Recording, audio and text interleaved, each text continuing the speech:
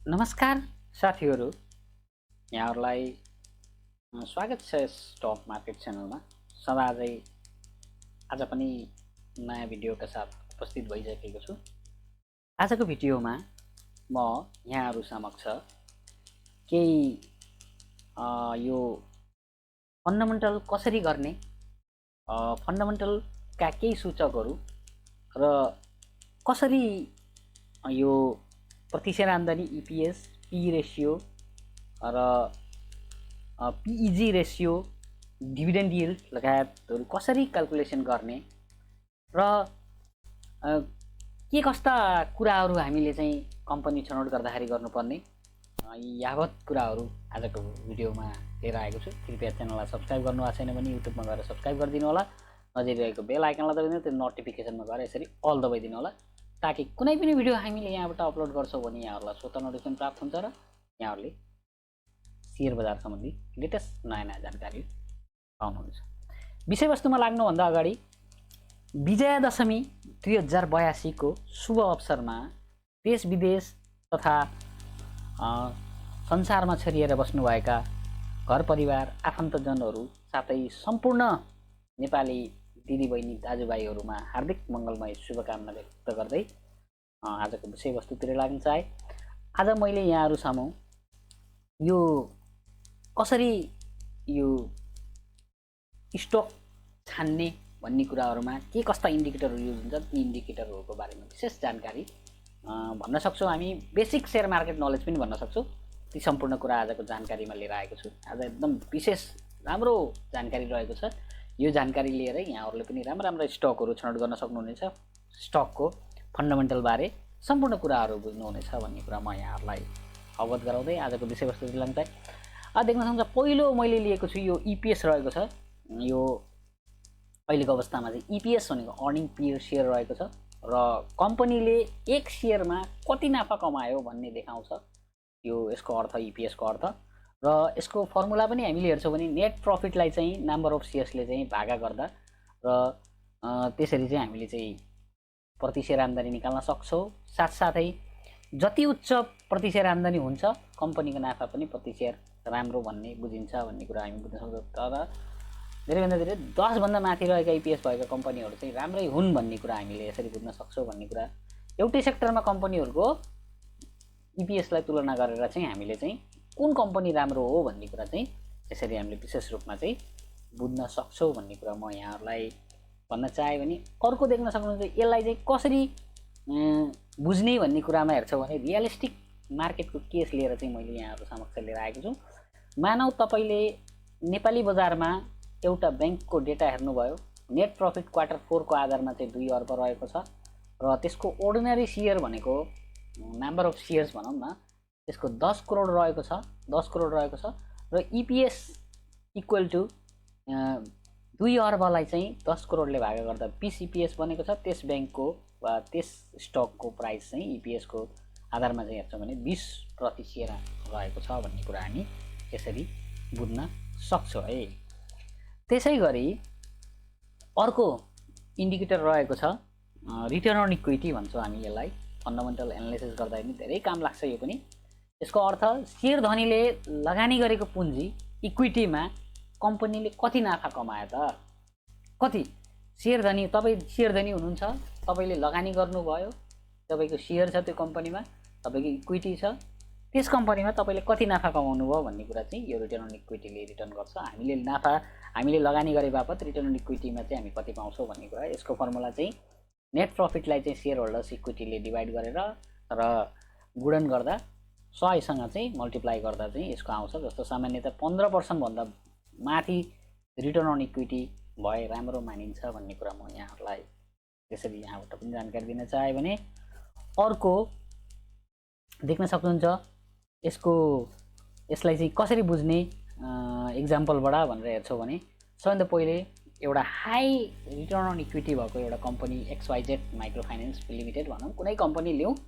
त्यसको net profit रहेछ 15 करोडको र इक्विटी भनेको चाहिँ 50 करोडको रहेको छ र रिटर्न अन इक्विटी यसरी फर्मुलाबाट निकाल्न खोज्ने हो भने return on equity equal to 15 divide by 50 हैन into 100 equal to 30% equal to return on equity. यसरी चाहिँ हामीले चाहिँ रिटर्न अन इक्विटी निकाल्छ है। 15 लाई चाहिँ यो 15 करोडलाई चाहिँ 50 करोडले चाहिँ भागा गर्दा र इन्टु 100 सँग इन्टु गर्दा चाहिँ 30% हुन्छ यसको रिटर्न अन इक्विटी। भनेपछि यो कम्पनीले हामीलाई 30% को रिटर्न दिन्छ। यो चाहिँ हाई रिटर्न हो, हाई रिटर्न हो धेरैभन्दा। त्यस कारणले गर्दाखेरि पनि माइक्रो फाइनेन्सको return on equity equal to 30% देखिएको छ र यो धेरै उच्च हो। यसको मतलब कम्पनीले पुँजीलाई चाहिँ राम्रोसँग उपयोग गरेर नाफा बढाइरहेको छ भन्ने कुरा हामी बुझ्न सक्छौँ है। भनेपछि जति धेरै रिटर्न अन इक्विटी बढ्छ त्यति धेरै चाहिँ हामीले के बुझ्न सक्छौँ, हाम्रो नाफा पनि रहेको छ भन्ने कुरा म यहाँहरूलाई विशेष जानकारी दिन चाहे भने। अर्को हेरौँ, नेटवर्कको कुरा गरौँ। अब अर्को इन्डिकेटर रहेको छ रिटर्न अन इक्विटी पछि नेटवर्कको कुरा गरौँ। अब नेटवर्थमा चाहिँ कसरी बुझ्ने भन्ने कुरा हो। नेटवर्क भनेको के हो त? यसको अर्थ कम्पनीको सम्पत्ति एसेट्सबाट सबै ऋणहरूलाई चाहिँ घटाउँदा बाँकी रहने मूल्यहरू चाहिँ हामी नेटवर्क भन्छौँ। भनेपछि कुनै एउटा कम्पनी रहेको छ, कम्पनीमा सम्पत्ति रहेको छ, सम्पत्तिमा केही ऋणहरू त हुन्छ नि हुन्छन्, ती लायबिलिटिज ती ऋणहरूलाई चाहिँ घटाइसकेपछि त्यो बचेको जुन रहेको छ कुल सम्पत्ति एसेट्स हो त्यसलाई चाहिँ हामी नेटवर्क भन्छौँ। प्रति सेयर बुक भ्यालु इपिएस जस्तै देखिन्छ, book value per share network divide by number of share. यसरी चाहिँ टोटल एसेट्सले चाहिँ टोटल लायबिलिटी ऋणलाई चाहिँ भाग गर्दाखेरि यसरी चाहिँ डिभाइड गर्न सकिन्छ। यसको network divide by number of share भनेर पनि यसको फर्मुला रहेको छ। र सेयरको मूल्य बुक भ्यालुभन्दा धेरै महँगो भयो भने ओभर भ्यालु पनि हुनसक्छ है। त्यसै गरी अर्को हेरौँ, यसलाई हामी फर्मुलाबाट बुझौँ। यसलाई चाहिँ कसरी निकाल्ने भन्ने कुरा हो। एउटा सिम्पल केस कुनै एउटा हाइड्रो पावरबाट लिएको एबिसी हाइड्रो पावरबाट त्यसको टोटल सम्पत्ति भनेको चाहिँ 100 करोड रहेको जस्तै त्यसको खर्च केमा छ, पावर प्लान्ट गर्दै क्यासमा रहेको छ, ल्यान्डमा भएको छ, ब्याङ्क ब्यालेन्स भएको छ आदि सबै कुरा लिएर यिनी सबै कुराहरू लिएर हामीले चाहिँ के बुझ्यौँ भनेपछि एउटा हाइड्रो पावर कम्पनी हामीले इस्टाब्लिस गर्यो र त्यसको लायबिलिटिज भनेको ऋण भनेको चाहिँ 60 करोड रहेको छ। जस्तै लोन प्यालेस बाँकी खर्च आदिहरू चाहिँ त्यसको 60 करोड रहेको छ। त्यसमा चाहिँ नेटवर्थमा चाहिँ 100मा चाहिँ यो 100 करोडमा चाहिँ 60 करोडलाई चाहिँ हामीले माइनस गरिदियो भने कुल यसको चाहिँ 40 करोड चाहिँ यसको के हुन्छ त नेटवर्थ भनेर आउँछ।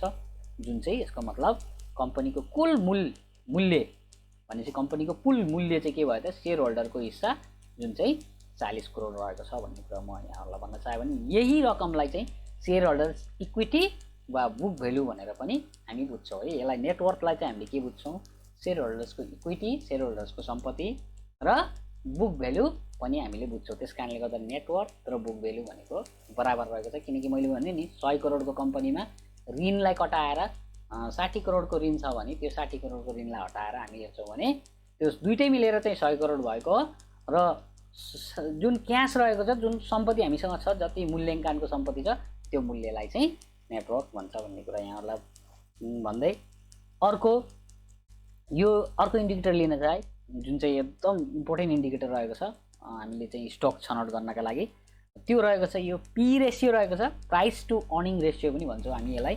अब प्राइस टु अर्निङ रेसियोको अर्थ के हुन्छ भनेपछि बजारमा लगानीकर्ताले 1 रुपियाँ नाफा पाउन कति मूल्य तिर्दैछन् त हैन, कति मूल्य तिर्दैछन् भन्ने देखाउँछ के यसले। प्राइस टु अर्निङले चाहिँ हामीले चाहिँ 1 रुपियाँ हामीले कुनै इन्भेस्ट गर्छौँ, हामीले स्टकमा कुनै भनौँ नबिल ब्याङ्कमा हामी इन्भेस्ट गर्छौँ भने त्यसमा हामीले 1 रुपियाँ तिर्दा 1 रुपियाँ नाफा पाउनका लागि कति मूल्य हामीले तिर्दैछौँ भन्ने कुरा चाहिँ यो पी रेसियोले बताउँछ। पी रेसियोको पनि फर्मुला एकदम सरल रहेको छ। मार्केट प्राइसलाई चाहिँ अहिलेको लेटेस्ट प्राइसलाई चाहिँ लेटेस्ट मार्केट प्राइसलाई चाहिँ इपिएसले भागा गरिदिने बित्तिकै त्यसको चाहिँ हामीले चाहिँ पी रेसियो निस्किन्छ। जस्तै सामान्यतः 10 देखि 20 बीचको पी रेसियो सामान्य मानिन्छ भने तर सेक्टर अनुसार फरक हुन्छ। जस्तै ब्याङ्कमा कम हुन्छ भने हाइड्रोमा चाहिँ बढी हुन्छ है। भनेपछि 10 देखि 20 रहेका पी रेसियो रहेका कम्पनीहरू चाहिँ अत्याधिक राम्रो हुन् भने हाइड्रोको ब्याङ्कको कम हुन्छ भने हाइड्रोमा चाहिँ बढी हुन्छ। यसरी हामी बुझ्नुपर्ने हुन्छ है यो पी रेसियो। यसलाई हामी फर्मुलाबाट पनि हेरौँ। अहिलेको अवस्थामा चाहिँ यसरी हेर्छौँ भने एउटा एक्जाम्पल लिएर एउटा फर्मुला हेरौँ। कुनै कम्पनी रहेको रहेछ, मानौँ एबिसी कम्पनी लिमिटेड रहेको छ, जसको मार्केट प्राइस पर सेयर अहिले भर्खरको अवस्थामा 400 पुगेको रहेछ र त्यसको इपिएस भनेको कति रहेको रहेछ त 20 रहेको रहेछ। अब पी रेसियोलाई चाहिँ 400लाई भागा गर्दाखेरि 20ले भागा गर्दाखेरि चाहिँ त्यसको पी रेसियो कति आयो 20 आयो भनेपछि यसको मतलब बजारले 1 रुपियाँ नाफा पाउनलाई 20 तिर्न तयार रहेको छ भन्ने कुरा हामी यसले बुझ्छौँ। सामान्यतः पी 10 देखि लिएर 20-20 को ठिकठाक मानिन्छ भने पी धेरै उच्च भयो भने चाहिँ सेयर महँगो भनेर बुझ्छौँ, ओभर भ्यालुड भनेर हुनसक्छ है। धेरै उच्च भएको राम्रो होइन। अनि पी रेसियो धेरै कम, सेयर सस्तो भनेको सेयर चाहिँ सस्तो रहेको छ, अन्डर भ्यालुड हो भनेपछि हामीले पी रेसियोको आधारमा हेर्छौँ भने थोरै, जसको पी रेसियो थोरै हुन्छ त्यो चाहिँ कम्पनी अन्डर भ्यालुड रहेको छ भन्ने कुरा बुझ्छौँ, राम्रो रहेको छ भन्ने कुरा हामी बुझ्न सक्छौँ है। त्यसै गरी अर्को हेरौँ हामी, यो पिइजी रेसियो, यो चाहिँ तपाईँहरूले बुझ्नै पर्ने हुन्छ। अरू इपिएस बुझ्नुभयो, तपाईँले नेटवर्कको बारेमा बुझ्नुभयो होइन, अनि पी रेसियोको बारेमा बुझ्नुभयो। अब पिइजी रेसियो भनेको के हो त भनेपछि यो पनि लगभग त्यसकै बराबर, तर यो पर्सेन्टमा हो है। पिई रेसियो बराबर हो तर यो चाहिँ पर्सेन्टमा। पिइजी रेसियोले पी रेसियोलाई कम्पनीको भविष्यको नाफा वृद्धि दर इपिएस ग्रोथ रेटसँग तुलना गर्छ। यसको उद्देश्य के हो भने के सेयर महँगो या सस्तो छ भविष्यमा ग्रोथ अनुसार भनेर देखाउँछ यसले है। पिइजी रेसियोले चाहिँ के हुन्छ, सेयर कतिको महँगो छ र कतिको सस्तो छ भन्ने कुरा चाहिँ यसले स्पष्ट रूपमा हामीलाई बुझाउँछ। त्यस कारणले गर्दा पिइजीको पनि हामीले चाहिँ बुझ्नुपर्ने हुन्छ। अहिले भर्खरको अवस्थामा चाहिँ यसको फर्मुला रहेको छ।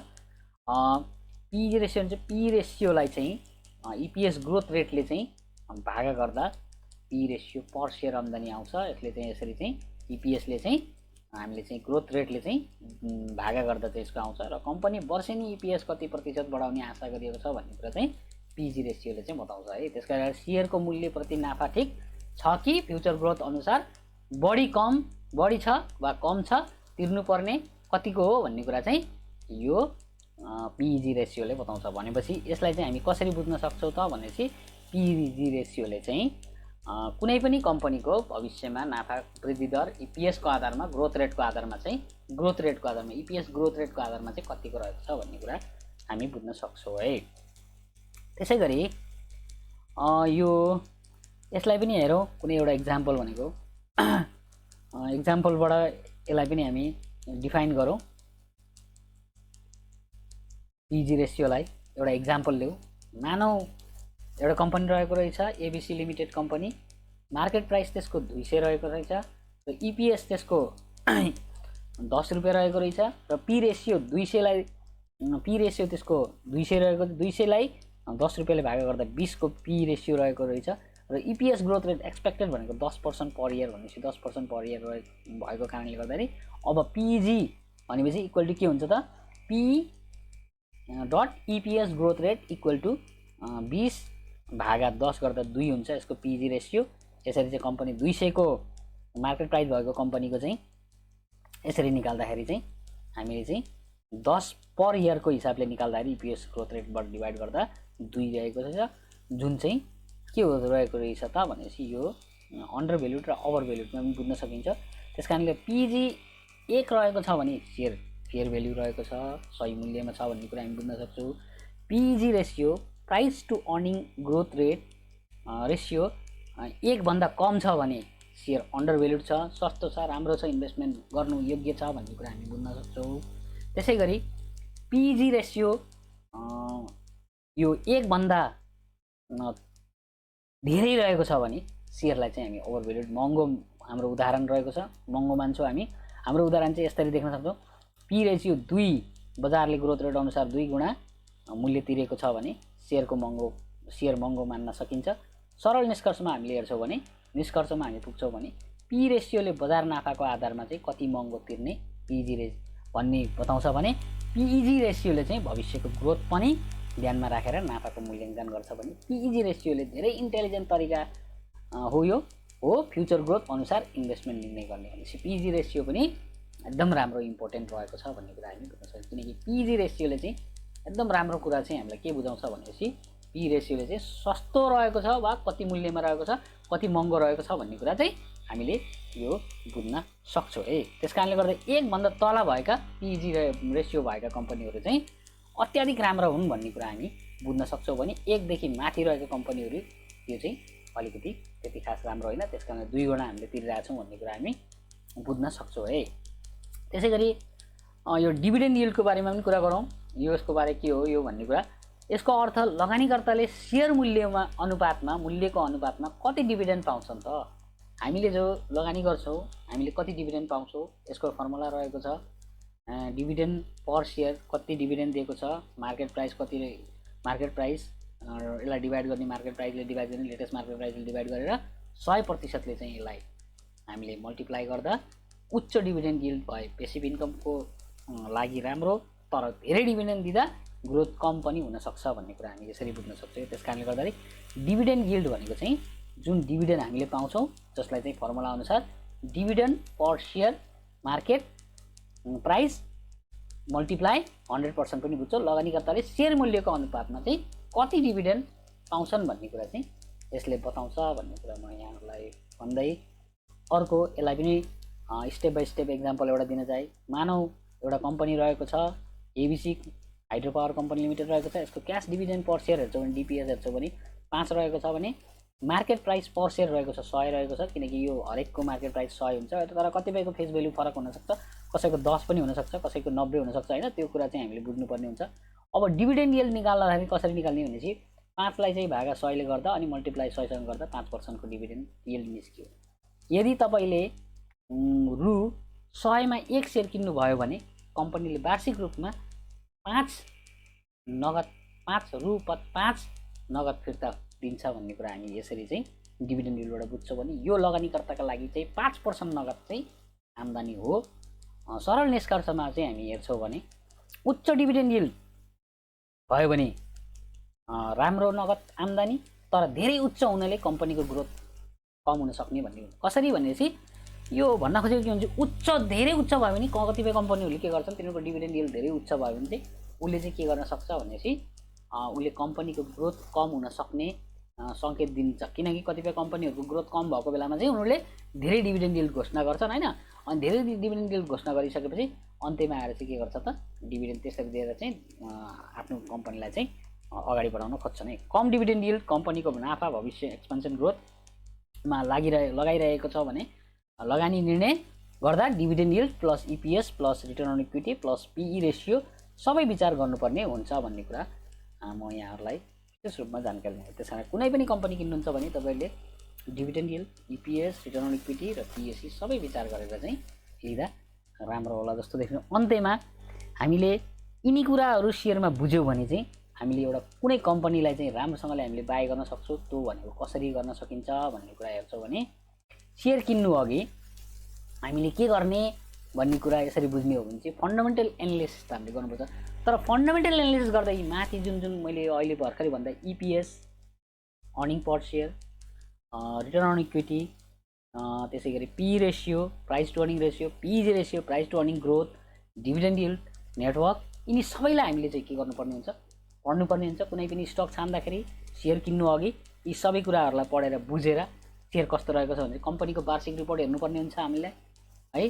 त्यसै गरी रिपोर्ट हेर्नुपर्ने हुन्छ। टेक्निकल एनालाइसिस पनि हामीले गर्नुपर्ने हुन्छ, टेक्निकलमा कस्तो देखाएको छ सिग्नलहरू र बजारको ट्रेन्ड कस्तो रहेको छ, माथि ट्रेन्डमा छ कि तल बुल बियरमा छ कि छैन, र सपोर्ट र रेजिस्टेन्स कतिको सपोर्ट रहेको छ यो स्टकको, रेसिस्टेन्समा छ कि सपोर्टमा छ, रेसिस्टेन्समा छ भने हामी सेल गर्ने हो, सपोर्टमा छ भने बाई गर्ने हो, भोल्युम मुभमेन्ट छ कस्तो रहेको छ जस्तो कुराहरू सबै कुराहरू जानकारी लिएर अनि त्यसपछि सेक्टरलाई चाहिँ कम्पेरिजन गरेर कुन सेक्टरमा लगानी गर्दा राम्रो हुन्छ, अहिलेको अवस्थामा कुन सेक्टर राम्रो गइरहेको छ, यस्तै एउटै सेक्टरभित्रका कम्पनीहरूको रेसियो तुलना गरेर कुन सस्तो र कुन महँगो देखिन्छ भन्ने बुझ्ने र फ्युचर ग्रोथको लागि चाहिँ कम्पनीको योजना, प्रोजेक्ट पाइपलाइन, सेक्टरको भविष्य जस्तो हाइड्रो ब्याङ्क यस्ता प्रोजेक्टहरूको पाइपलाइन हेरेर हामीले चाहिँ जस्तो हाइड्रो ब्याङ्क, माइक्रो फाइनेन्स मध्येमा कुन राम्रो रहेको छ भन्ने कुरा ट्रेन्ड बुझेर त्यसरी कम्पनीको योजना बुझेर पाइपलाइन बुझेर र कम्पनीको बारेमा यावत जानकारी लिएर हामीले चाहिँ फन्डामेन्टल एनालिसिस गरेर चाहिँ यसरी चाहिँ कम्पनीलाई हामी स्टक छनौट गर्न सक्छौँ। त्यस कारणले सेयर किन्नु अघि यिनी कुराहरूलाई हामी ध्यान राखेर गयौँ भने निश्चय पनि हामी चाहिँ एउटा राम्रो लगानीकर्ता बन्न सक्छौँ। त्यस कारणले गर्दाखेरि यी कुराहरूलाई चाहिँ यावत कुराहरूलाई चाहिँ ध्यानमा राखेर चाहिँ तपाईँले लगानी गर्नु भन्ने कुरा म यहाँहरूलाई जानकारी दिँदै कृपया यो भिडियोलाई लाइक र कमेन्ट गरेर प्रोत्साहन गरिदिनु होला। यो भिडियोभन्दा पनि अझै राम्रा भिडियोहरू तपाईँहरूलाई यस्तै सेयर मार्केटका ट्रेनिङका भिडियोहरू पनि लिएर आउने जमर्को गर्ने छु। यहाँहरूले लाइक र कमेन्ट गरेर प्रोत्साहन गर्नुभयो भने भन्ने कुरा